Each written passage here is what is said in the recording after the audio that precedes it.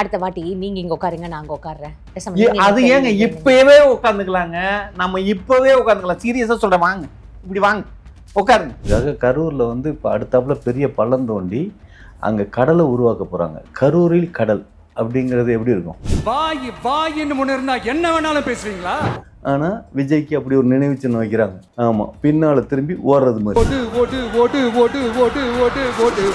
புரியுதுங்களா? அவர் ஓடலை, ஓடி வர்றது மாதிரி. மக்களுக்காக நல்லது செய்யறதுக்கு ஓடி வர்றாரு. தமிழ்நாட்டில் இது வரைக்கும் ஆண்ட முதல்வர்களில் இவரை தவிர வேற உத்தம புத்திரனை ஒருத்தனை காட்டுங்க பார்ப்போம். பேரே ஒரு கட்சிக்கு பேரே திருட்டு திமுகன்னு பேரு. இந்த கரூர் சம்பவம் நடந்த ஒரு நிகழ்வுக்கு காரணமே வந்து திமுக, திருட்டு திமுக அப்படின்ற மாதிரி. இவ்வளோ வலி, இவ்வளோ காயங்கள் கொடுத்துட்டு பழியை தூக்கி நம்ம மேல போட்டுட்டு அதுல ஒரு அரசியல் ஆதாயம் தேடுறீங்களே. அந்த தண்ணி அடிச்சாதான் நாடு நாடா வச்சு அப்படியே நல்ல விதமா போக முடியும். நாடு நாடா. பாவாடை நாடாவை பத்தியா நான் பேசிட்டு இருக்கேன். பாவாடை நாடாவை விட்டு உள்ளே பார்த்தா உற்றும் முற்றும் தெரியும் அப்படின்லாம் சொல்லியிருந்தாரு. அது எங்க சட்டசபையில பேசியிருந்தாரு. ஆமா, சத்தியமா சொல்றேன், இசைஞானி ஞானியா இருக்காரோ இல்லையோ, எனக்கு தெரிஞ்சு விஜய் அவர்கள் ஞானியா இருக்காரு. எதுக்கு இப்ப இவர் மேல பழிய போட்டிருக்கீங்க? என்ன பழி? கரூர் கம்பெனிக்காரர் எங்க? 555 சிகரெட் நல்லா தெரியுமா? தெரியும். அடிச்சா புகையே வராது. ஆமா ஆமா சார், இப்பதான் பிடிச்சிட்டு வந்தேன். இப்பதான் பிடிச்சிட்டு வந்தீங்களா? ஆனா உண்மையிலேயே ஓடுனது யாரு தெரியுமா? சட்டசபையில எதிர்த்தாப்புல உட்கார்ந்துருக்க எல்லாரும் ஓடிட்டாங்க, பிரேமலதாவை தவிர. மாண்புமிகு பேரவைத் தலைவர் அவர்களே, எல்லா டோரையும் இழுத்து லாக் பண்ணுங்க. ஆமா, மக்களுக்கு எவ்வளவு நல்லது செஞ்சு முடிச்சாச்சுங்க. லஞ்சங்கிறது எங்கேயுமே இல்லைங்க. இன்னொரு விஷயம் சொல்லியிருக்காரு, லஞ்சம் யாராவது கேட்டா கொடுக்க முடியாதுன்னு சொல்லுங்க. உங்ககிட்ட யாராவது லஞ்சம் ஏதாவது கேட்டாங்கன்னா கொடுக்க முடியாது சொல்லுங்க, நான் இருக்கேன் உங்களோட. கடைக்கோடியில் இருக்கிற ஆயாவும் போகிற கண்டிஷனில் இருந்தது. ஆமாம், விஜய் நேற்று பேசின பேச்சை கேட்டு உயிர் போகல, ரிட்டர்ன் ஆயிடுச்சு. மோடியை விட ஒரு பெட்டர் தலைவர் யாருன்னா இவர் தாங்க. இவர் தான். மோடியெல்லாம் வேஸ்ட். அவரே நேற்று சொன்னாரே, கொளத்தூர்ல ஒரு 5 நிமிஷம் பேசினதுக்கே கொத்து பரோட்டா போட்டுட்டாங்கன்னு. கேட்டீங்களா? 5 நிமிஷம் பேசினதுக்கே கொளத்தூர்ல கொத்து பரோட்டா போட்டாங்க. கொத்து பரோட்டா, கொத்து பரோட்டா நம்ம ஊர் கொத்து பரோட்டாவோட சிலோன்ல போடுற கொத்து பரோட்டா தான் ரொம்ப நல்லா இருக்கும். கொளத்தூர்ல கொத்து பரோட்டா வாங்கி சாப்பிட்டுருக்கீங்களா? சீரியஸா? அது அவர் சாப்பிட்டிருக்காரா? அப்புறம்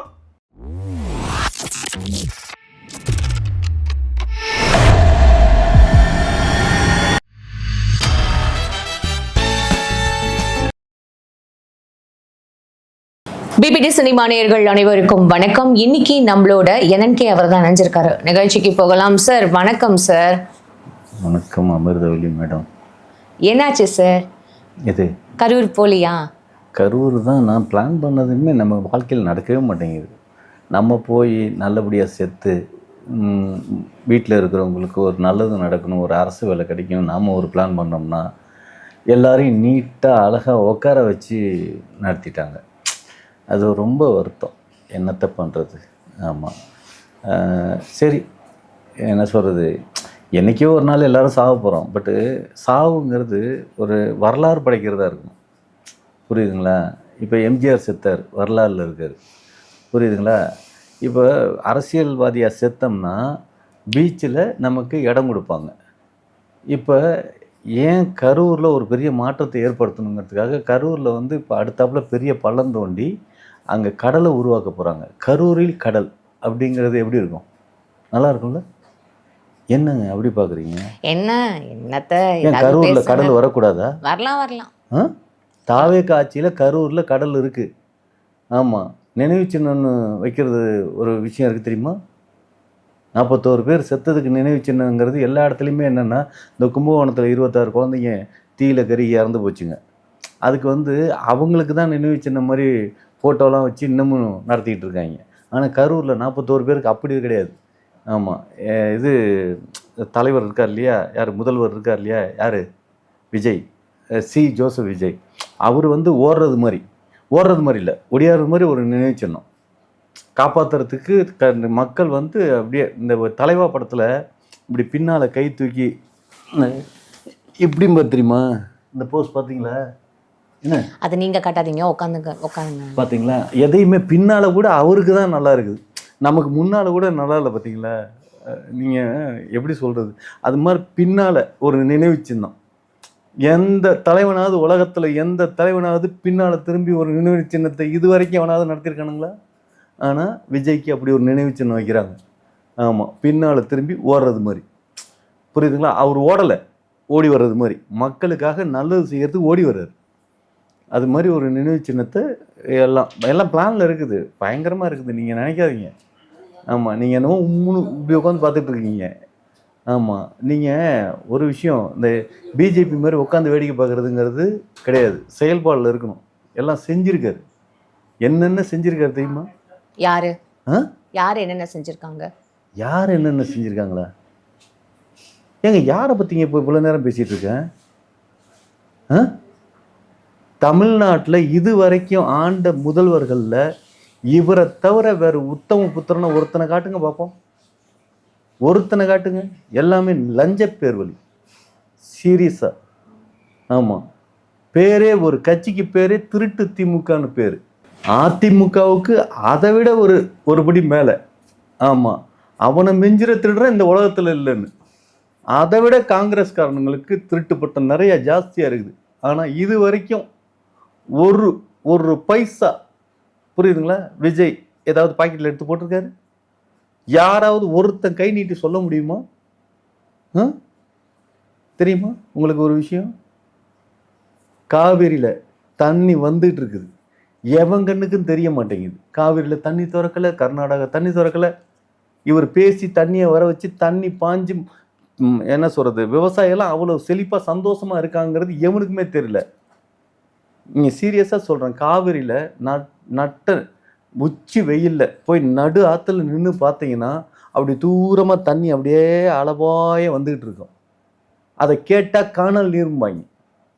ஆமாம், காணல் நீரையாவது இந்த தலைவர் ஏற்படுத்தி கொடுக்குறாரு, வேற எந்த தலைவன் ஏற்படுத்தி கொடுத்தான்? நேத்தி கரூர்ல பேசின சம்பவங்கள், பேசின விஷயங்கள்லாம் கேட்டீங்களா? இப்போ இவ்வளோ நேரம் எதை பற்றிங்க நான் பேசிகிட்டு இருக்கேன்? இல்லை, இந்த காணல் நீர், இந்த காவேரி நீர் எனக்கு புரியுது. அதையும் தாண்டி நேத்தி டைரக்டாவே வந்து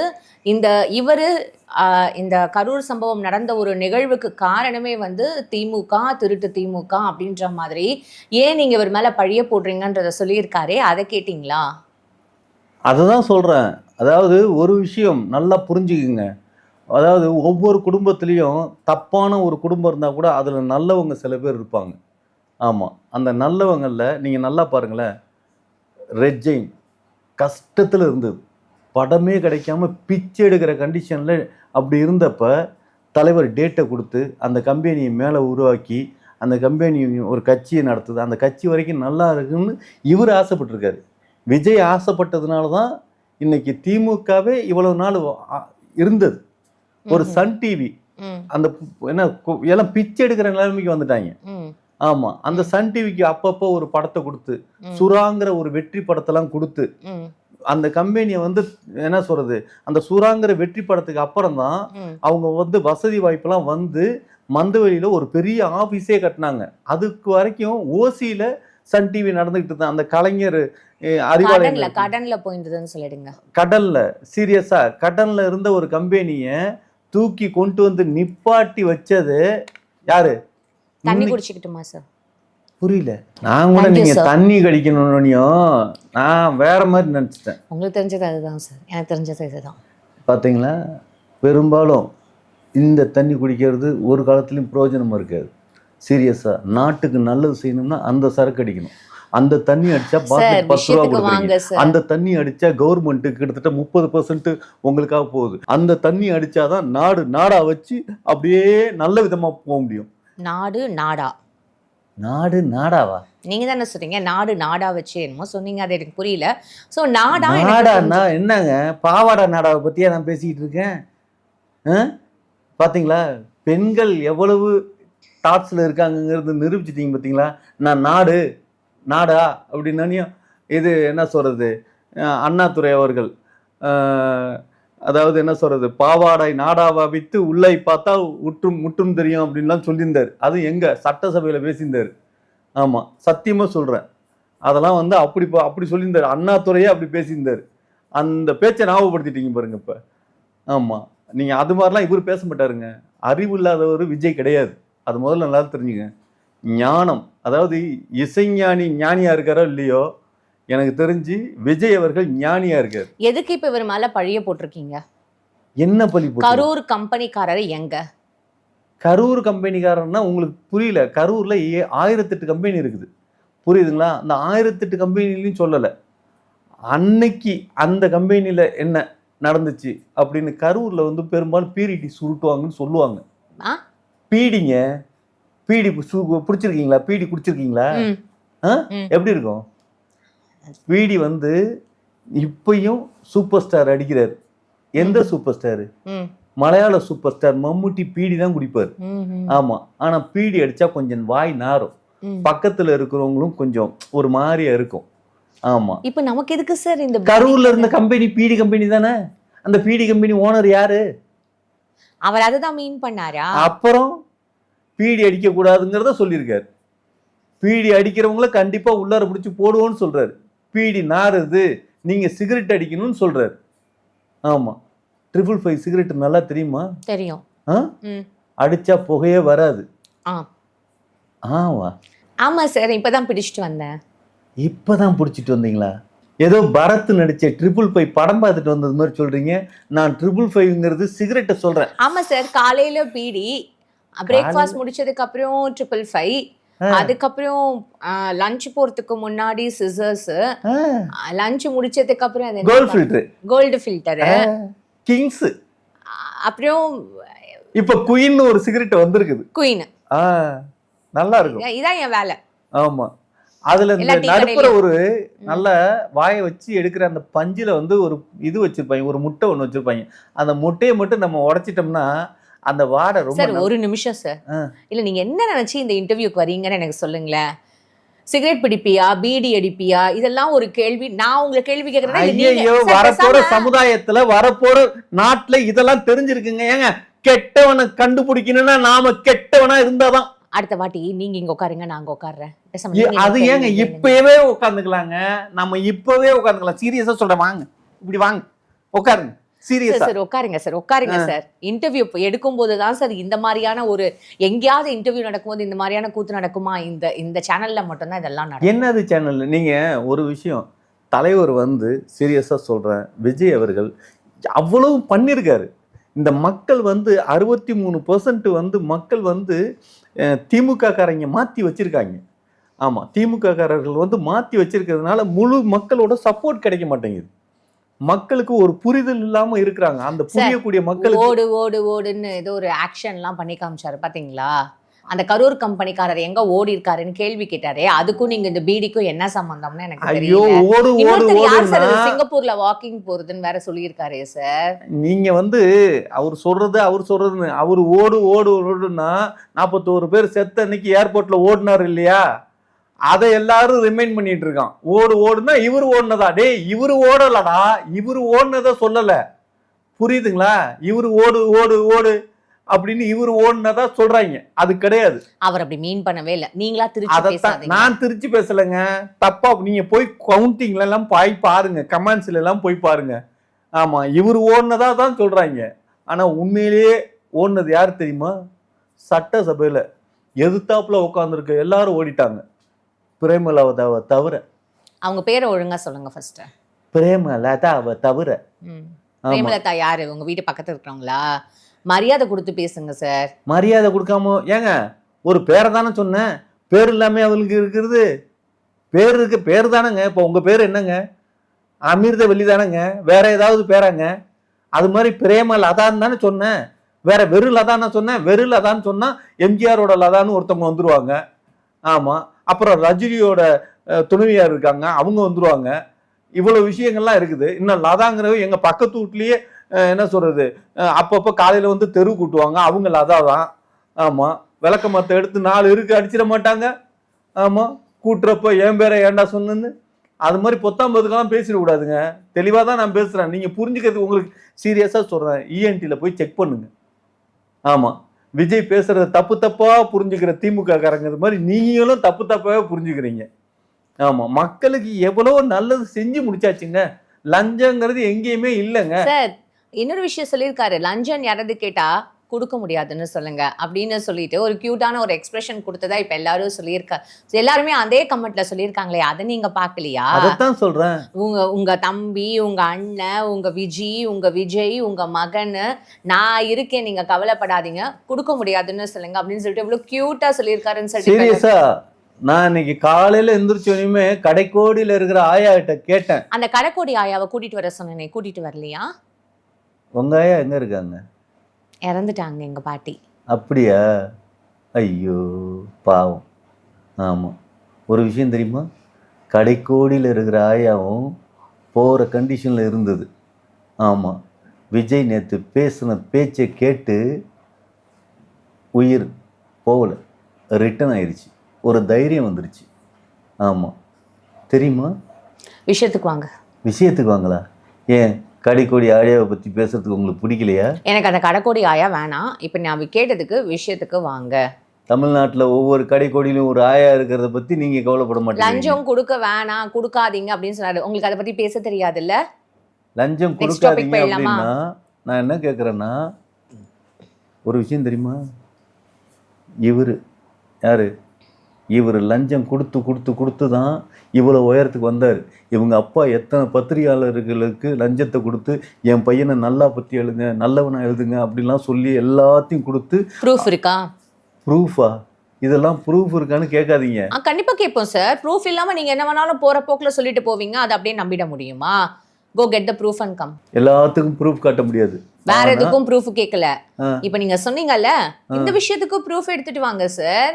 பொத்தாம் பொதுவா போற போக்குல ஏதாவது அள்ளி வீசிட்டு போயிடாதீங்க சார். என்னங்க உங்களுக்கு எப்படிங்க சொல்றது? அதாவது பிரசாந்த் ஒரு நடிகர் இருந்தாரா? இருக்காரு. ஓ ஆமா இருக்காரு. அவர் காணாம போயிட்டார்ல. காணாமலாம் போல, இப்போ ஒரு படம் நடிச்சிருக்காரு. ஐயோ, நான் சொல்றது என்னன்னா, இந்த விஜய், அஜித் அப்படிங்கிறதுக்கு முன்னால பிரசாந்த் தான் பெரிய ஹீரோ. அதெல்லாம் தெரியுமா தெரியாதா? பிரசாந்தை எல்லா பொண்ணுங்களும் அந்த நேரத்துல லவ் பண்ணாங்க. அது தெரியுமா தெரியாது? தெரியும் சார். அவரோட சின்ன வயசுலாம் பார்த்தா கொரியன் ஆக்டர் மாதிரி கியூட்டா இருக்காரு சார். பார்த்தேன் சார். சைனீஸ் ஆக்டர் மாதிரி இருக்காரு. உங்களுக்கு கொரியன் ஆக்டர்னா ரொம்ப பிடிக்கும் உங்களுக்கு. நீங்களும் சின்ன வயசுல அவரை லவ் பண்ணியிருக்கீங்க உங்களுக்கு. ஆமா, என்ன பண்றது, பாவம். என்னங்க ஏன் அப்படி பாக்குறீங்க? ஐயோ, எனக்கு இதெல்லாம் என்ன பதில் சொல்றதுன்னே தெரியல சார். நேற்று விஜய் அவர்கள் பேசினதுக்கும் இப்போ நம்ம பிரசாந்துக்கு போயிட்டோம், கொரியன் ஆக்டருக்கு போயிட்டோம். இல்லைங்க, பிரசாந்த் முதலமைச்சர் ஆக வேண்டிய இடத்துல விஜய் முதலமைச்சர் ஆயிட்டாரு. இவ்வளவுக்கும் காரணம் என்னன்னா பிரசாந்த் முதலமைச்சர் ஆயிருக்கணுமா? பிரசாந்த் முதலமைச்சர். பிரசாந்த் அவருக்கு தெரியுமா சார்? என்னங்க இப்படி எல்லாம் கேக்குறீங்க? ஒரு விஷயங்க, இவர் லஞ்சம் கொடுத்து வந்து இந்த இடத்துக்கு வந்ததுனால தான் ஒருத்தன் எதை கொடுத்து எந்த வழியை அனுபவிச்சு வந்திருப்பானோ அதைத்தான் வாழ்க்கையில் மற்றவன் அனுபவிக்க கூடாதுன்னு பார்ப்பான். இவர் இவ்வளோ லஞ்சம் கொடுத்து இந்த இடத்துக்கு வந்ததுனால தான் இனிமேல் எவனும் லஞ்சம் கொடுக்க கூடாதுங்கிறதுல ஸ்ட்ராங்கா இருக்காரு. இதான் பதில் அதுக்கு?